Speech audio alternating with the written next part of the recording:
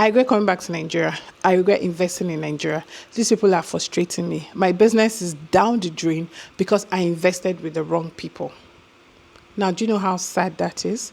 This is actually the story of a man who brought his hard-earned money to Nigeria to come and invest in an Airbnb business. And this man has been so frustrated, like he's literally losing his mind. When he made a video, I could feel the frustration because I've been there. Now, when I talk on this channel, that the problem with corruption is that it is top to bottom. It is we doing it by ourselves. You sign a contract with someone to deliver certain service and you don't. Now, when they go out, this is the way they put it. Oh, I've been scammed in Nigeria. Oh, and then they give the entire country a bad name. And you hear people in the comment section saying things like, I'd rather invest in Europe. I'd rather invest in America. Meanwhile, it is actually great to invest in cities like Lagos, Abuja, Enugu, Port Harcourt. Like, do you know that some people are abroad surviving on the rent that they get from some of these places? Yes, some people are training their kids abroad, like paying their kids school fees with the rent that they collect from, having Airbnb and houses in Nigeria, the land that they sell back and forth, basically the real estate business and other business. But because of this experience, this isolated experience, this can actually ruin the chances of others coming. Which is why today I want to break it down to you and tell you guys why it is still important to invest in Nigeria and how to go about it. And most importantly, when you see yourself in this situation, what you should do. So sit back, relax, because I'm going to be doing the entire 360. You guys know how I do my things. So when I came to Lagos, initially, I faced exactly what that guy faced. I moved to an estate because I did not want to deal with lights. Nigeria doesn't have 24-hour lights. They don't have water is scarce in some areas, just crazy things. Dealing with artisans, having to deal with like your security guard, they will like rob you of certain things, like they will buy diesel, you tell them to buy 10 liters, they'll go and buy 5 liters. Do you know that these guys even used to sign with the people selling it? So you pay a certain amount of money and they give you receipts and you come and say, this is how much you bought. They will spoil something and, just make you keep repairing it and stuff like that. So they are gaining, which is why I said no. I had tried out routes before and it was so stressful. So when I came up a bit, like obviously financially, I was like, oh, let me take out the stress and let me get a rented apartment. I ranted about it on this channel, so I don't want to go back on it again. I'm going to put it in the description. It was basically like a disaster. Everything they promised, they said they were going to give 24-hour light. Sometimes they will not give up to 18 hours. Now, mind you, in that estate, you are not even allowed to bring inverter. You are not allowed to bring solar. You are not allowed to bring your own generator. So you're telling me I'm not allowed to bring all this, but you are not providing. Anyway, the details are on that video, so please go and watch it for better details. Now, I'm going to talk about this guy because this is exactly what happened to him. He got a house in a very prime area. Because of the way the estate management is messing up by not giving them the things that they promised, this man started losing money from his Airbnb business. Now, this thing is basically like in Lekki phase 1. Do you know how much you'll be making every day? Because when people come to Nigeria, when people come to Lagos for 30 December, those are the areas they stay. When people come for embassy appointments, maybe outside Lagos, they're coming to Lagos for the appointment and they want to stay close, and maybe the easiest place is to stay in Lekki, VI or Ikoyi. The nearest place they'll stay is actually at that place. So my point is, that is a prime area, a very good place for that guy's business. But because of the estate management, he is losing money. He now said, you know what, I'm going to go and start staying here and use the other place for Airbnb. And imagine this guy, to his greatest surprise, he cannot even use the bathroom because water is not running. Rather, every day the estate management comes and tell them, oh, we need this amount of money, we run at loss at this. So yes, that is exactly what happened. Now, why does these things happen? Let me give you guys like a scenario, right? So you want to build a complex and you don't have enough money. So you get the service of people and you sign a contract with them that, you know what, you guys we are going to help you build this thing, but under the agreement that will be the management for the next 5 years so that we can make our money back. You know what I mean? So the scapegoats, I hate to say it, but that's how it's said, right? So they use some of us as a scapegoat, as the first people to go in there. They want to do anything to make their money. It's about making their money. They want to increase the money of things. They want to buy very low maintenance, like things. They want to buy a generator that is not good, like in that previous place I told you about, where you imagine you want to service people with a 24-hour light and you don't even have a backup generator. and you want to carry. So the more people move in and turn on things every day, they just turn on generator, the generator will go down. But they don't want to invest in a better generator. They don't want to invest in better things. Why? Because they're just interested in making back the money they put in there. That's how these estate scams come in. Now, there's the human aspect of it too, which is a lot of house owners don't care, especially when they don't live in that area, which is why, like, any place I want to live in, I'm always like, who are those that live here? Is it house owners? Because when you live in areas where house owners don't live there and they just buy and rent it out, the house owners don't care what's happening. They don't care what's happening until it starts affecting them, which is by the time people start moving out and they don't have anybody there. And because this is Lagos, somehow the landlords are king. They will just literally always find someone to occupy the place. So it's almost like they don't care. You know what I mean? So that's why when the place that I'm living, I always tell people, if you know that this is the place you want to live, calm down. Ask questions. Yes, ask the people. Before I moved into this place, I asked, most importantly, how is the estate managers? How are they working? And who are those here? Are they homeowners or are they renting? How many homeowners are here? And I was happy to know that majority of them were homeowners. So they will make decisions as homeowners because they know that whatever happens is going to also affect their home, if that makes sense. So even though we have people here that are paying rent, majority of them are homeowners. Now, homeowners have the right to fire the estate managers. Yes. So most times when you're in a place, because legally, estate managers work for you. They are meant to every month do reconciliation. This is how much we've spent. But they'll come and be giving rules because of a lot of us don't know our rights. You employ them. Yes, they are working for you. So they're not the ones telling you we're going to have 12-hour lights for this time to this time. You're the one that will say, we want this by this time, and we're going to pay for it. And what we're putting our money where our mouth is. And if those guys don't do well, you fire them. So because we have homeowners here, they fired the estate managers like 3 times. The current estate management now are doing a great job. So I asked those questions like, how are they? What's their track record? It's always very important. Now, while I was house hunting, I saw a house I really liked, right? But the problem is that the management is just starting. They're still yet to even get a generator. They're still yet to do things. I know what the guy told me, that if I pay today, the generator will come today. I said, no, miss me with that. If you guys are not going to put things in place first, I'm not doing that. Because that's what happens. They tell you that when you pay, it's going to come. Then when you pay, you start going around with them. They'll start, it's on the high seas, on the highway. It hasn't come. It's yet to come. So I always advise people, always go for finished places. Done. I saw so many places that I liked.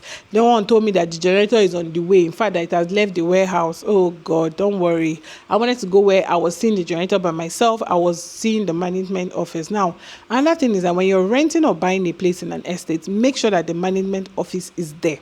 My manager's office is just somewhere here. I can literally just walk there and go and see them or table your complaints to them. Make sure that the estate management stays there. Like, not like lives there, but at least that the office is there and that they have a functional office where you can go in. Now, how do people really, what happens like in this case where it feels like these people are getting away with it? No, they're not really getting away with it. For a lot of us, we didn't know any better. When I was in that apartment, I didn't know any better. If I knew what I knew now, for every day they made us sleep without light. For every day they didn't have water, they would pay for that day. And I'm coming back to it. I'm going to end this video exactly with what or how you should act when you see yourself in that situation. Now, let's talk about how to even avoid it in the first place. A lot of us take contracts for granted in Nigeria because we have been told a lie that the judiciary system doesn't work. Someone just spread that thing so that nobody wants to sue. So a lot of people, even on Instagram, right? I was telling someone one day, she said, we have a policy, we don't refund. I said, you have a non-refundable policy. I asked for yellow. You send me green. And do you think your policy holds water in court? So you think that just because you wrote a policy and put it on your highlight, that's why I'll ask for A and you will send me B and tell me that you have a non-refund policy. Okay, wait till I report you.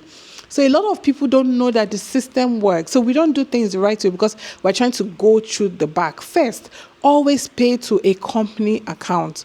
Do not pay to any personal account. Whether you're buying, if you're buying, you can pay to a personal account if you're buying. You get what I mean? Because it's the name of the, It's advisable to pay to the name of the person that you're buying the property from. Let me take that again. So you're buying the property from me. If I bought that property with my business name and you go to Alausa and do all your search, if my business name comes up, pay into my business account. If my personal name comes up, pay into my personal account. I think that's the same thing. So mostly for rent, don't just say, oh, I'm paying into one agent's personal account. No. Always ask them that you want to pay into a business account, which is the business of either the owner has handed it over to a lawyer, you pay to the lawyer, or if the owner has handed it over to the estate management, some people will tell the estate management to collect rent on their behalf, then that's fine, pay to them. So it starts with that payment stage in the first place. Make sure that the owner of the house has given that person the authority to collect the rent or to sell. Now, when I got a property, right, the person was working through the lawyer, and there was a letter that my lawyer asked for, a letter from the person showing that he has given this said lawyer the permission to do the business on his behalf, which is why I'm saying that one of the biggest issues we always have is that we don't want to use lawyers. We're like, how much will I come and pay a lawyer? Someone was duped recently. I saw it online and I was just like, how did this happen? And when the guy was talking, I saw where he now ended it with, because they just wanted to make it fast. They didn't want to start paying for legal. I was like, oh God, this is the biggest mistake. No, it works. It might take time, but it will work. So it is always important to make sure that your lawyer reviews everything. Every single thing. Don't just move into a house and you just don't have a contract with the estate management.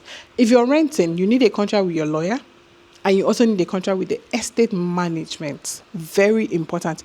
If you're buying, you need to sign that contract with the estate management, because that's the contract that binds both of you. Now, make sure that contract has what they are going to be giving you, because most of the contract that the estate management gives you see things like in my estate, if you tamper with the light illegally, it's 2 million if you do that. So while they are fines, there are also things for them when they don't meet up to the things that they're supposed to meet up to. Does that make sense? So make sure that you are signing a contract that has the details of what they need. We are going to be providing 24-hour light. We are going to be blah, blah, blah, blah, blah. We are going to be providing water. We are going to be providing cleaning of the compound. We are in charge of throwing away the dirt, all those things. We're in charge of security. Make sure that you have signed a contract that has all that. If you haven't signed a contract that has all that, nothing. It's just word of mouth. In this country, word of mouth doesn't work. It doesn't work. Don't just enter somewhere because the estate manager promised you that there will be water, the management. No. I saw this young lady who had finished doing up an entire house, and now the landlord said he wants to use his house for something. She's worried because she took permission from the caretaker. The caretaker sent a message saying it was okay. The caretaker is not the owner of the house. The caretaker is not the owner of the house. Before you do such major repairs where you don't want your landlord to increase rent in the next 2 years or 1 year because you're doing a major repair, that conversation must be had with the landlord. Yes. So in this case now, we're talking about buying. Ensure that you have signed all the necessary documents with the management. Now, this happens and you see yourself in this situation. No water, no light. You go to social media, you nag, blah, blah, blah, blah, blah. People are asking what's the name of the estate.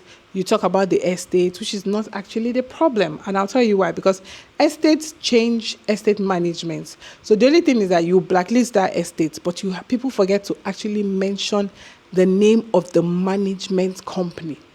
Yeah. So if they blacklist that estate, nobody will move into that estate, even when they find a better estate management.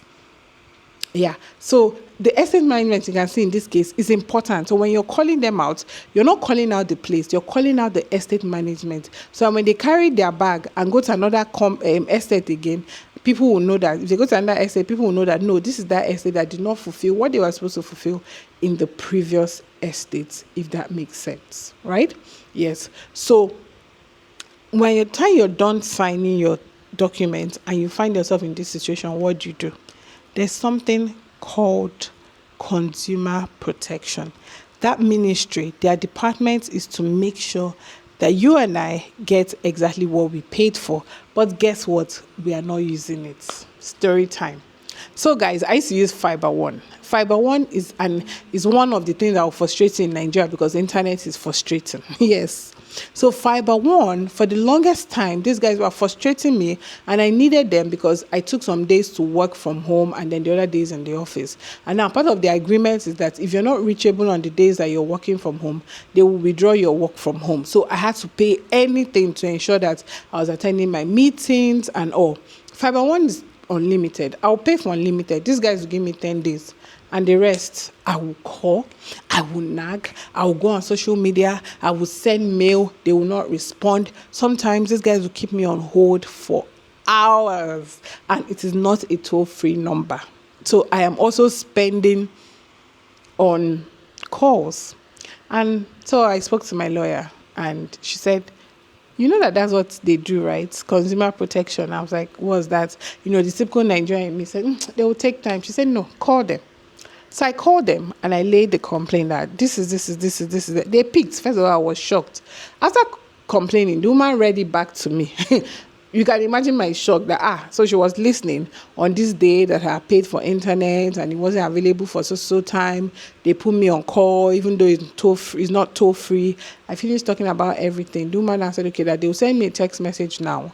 And the text message is for in case if Fiber One doesn't do the needful in 24 hours because they're going to get through to them.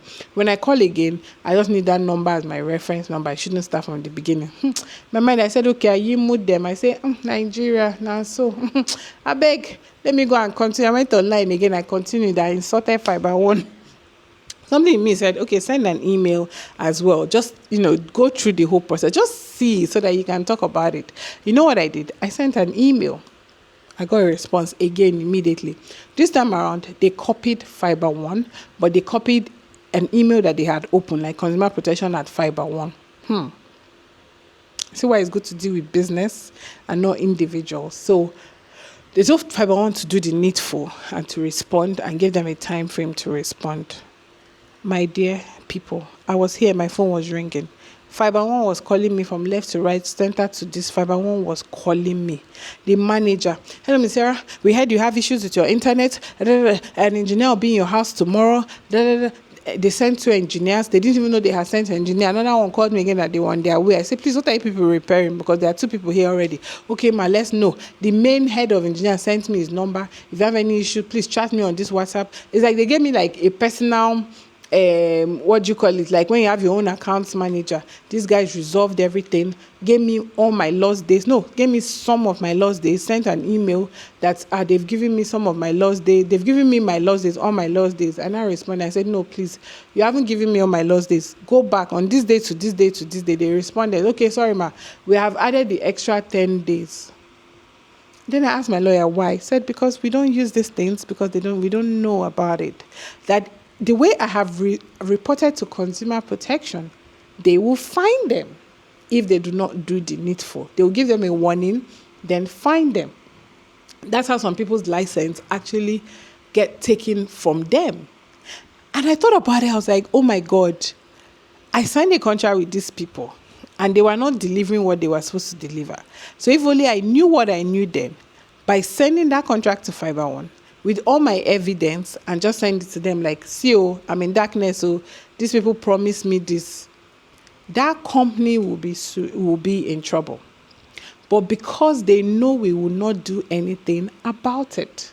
So if you're ever thinking of investing in Nigeria, please do not be discouraged. I can tell you for a fact, I'm going to put the legal, the contact, the email address in my description, in case you guys need a lawyer for things like this. And also, I'm going to put the email and the number for consumer protection. Now, something also happened to me recently where I learned a lesson. I had issues with an Instagram vendor who I bought something from, and the person refused to deliver, insulted me on top of it again. Story for another day. So when I got through to them, they said it doesn't fall under their ministry. Why? Because I'm dealing with an Instagram vendor that is a person, like you were speaking to a personal account. It's not a business. So issues like that, I should take it up. They gave me another department, I've forgotten. that they said handles that part, and I can take it to the authorities. So knowing your rights in this country is very important. It is because we do not know all these things that people get away with things. Yeah, it is because people feel like, nothing will happen. Another thing that happened one time when I was still paying rent, my landlord increased my money by almost 50%. Ridiculous. I called my lawyer. I was already like, this Lagos, anybody can just increase the rent anyhow, blah, blah, blah. So I called my lawyer, and my lawyer was like, this is this. You can send a message and you can say, okay, you can state your case and tell him like the things they were supposed to do, all the repairs you've done that they did not do. Do you know that's how I sent an email? I sent a response telling this guy that like, why it's your house, I understand that you have the right to do this, but this, you haven't fulfilled your own part. When I came in here, this is what you guys promised me, this is what I signed, they haven't given it to me, you haven't given this to me. They responded. I was like, okay, we understand, no problem. I was like, this is how I would have just want to pay if I didn't know my rights, if I didn't know that I had to keep it. Like, as much as even making repairs in your house, if you're renting, and keeping receipts, is very important. So moral of the story, if you don't take anything away from this, take out this. Contracts is very important. When you're dealing with people, contracts is very important. The legal system or judiciary system in Nigeria works. Are you ready to follow? It works. Do not let people keep tossing us around. This estate management, some people have taken them to court. Yeah. As far as you have a contract, it is the job of those people to protect you as a consumer, to make sure that what you paid for is actually what you are getting. Yes. And by the time everybody starts doing this, right, and you just realize that, wow, I can pay a fine, I can get my license revoked, I could get into trouble by doing this because these people know their rights now. Trust me, life will be a better place, because before you want to scam someone, you think about it again, like, please, this thing we are writing, can we really provide 24 hours? Should we just respect ourselves and say it's 14? Because even you that live there, right, you're obeying the rules. So why can't they do it? Why can't they obey their own rules as well?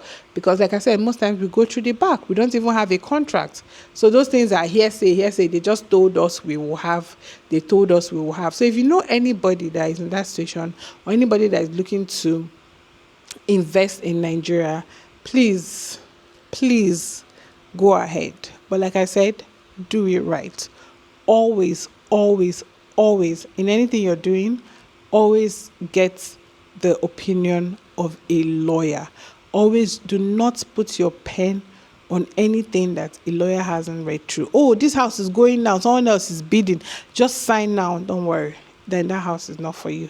It's better safe than sorry. So yeah, my name is Ldera, and I do hope you learned one or two things from this video. And if you haven't subscribed, what are you waiting for? Please subscribe, comment, like, and share. Love you all. Bye.